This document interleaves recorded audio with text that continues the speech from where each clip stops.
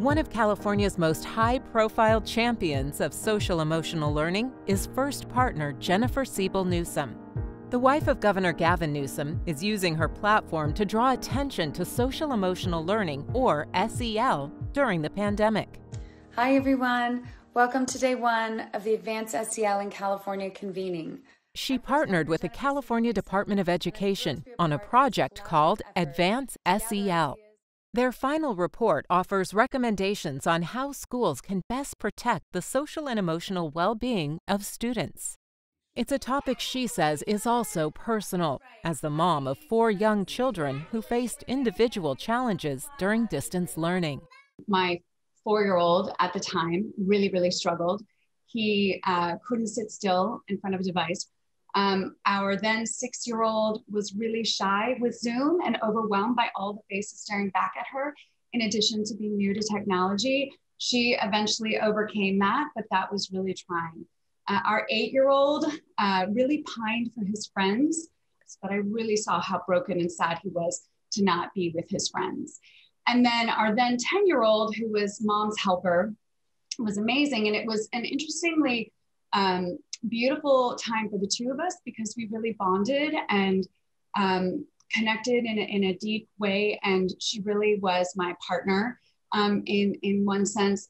But she, with her learning difference, like her brother, struggled to pay attention. While her children have since returned to in-person instruction, Jennifer Newsom remains concerned about the pandemic's long-term effects.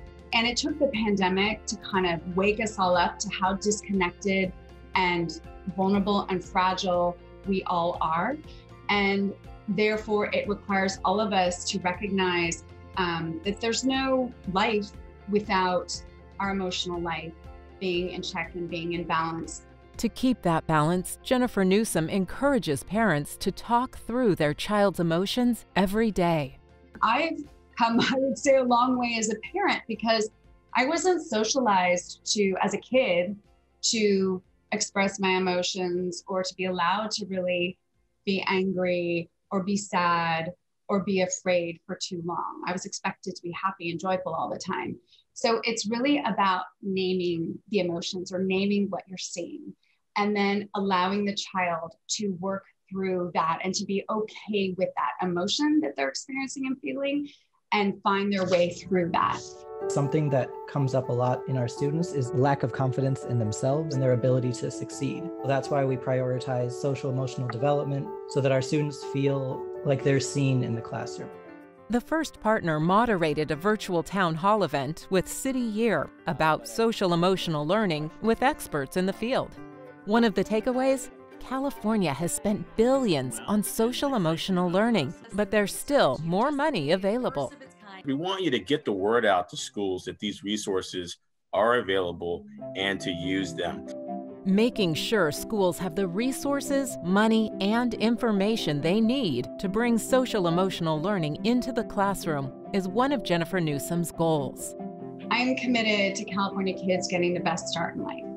And I believe that you need healthy social and emotional learning tools and resources to be happy, to be resilient, and to have academic and life success.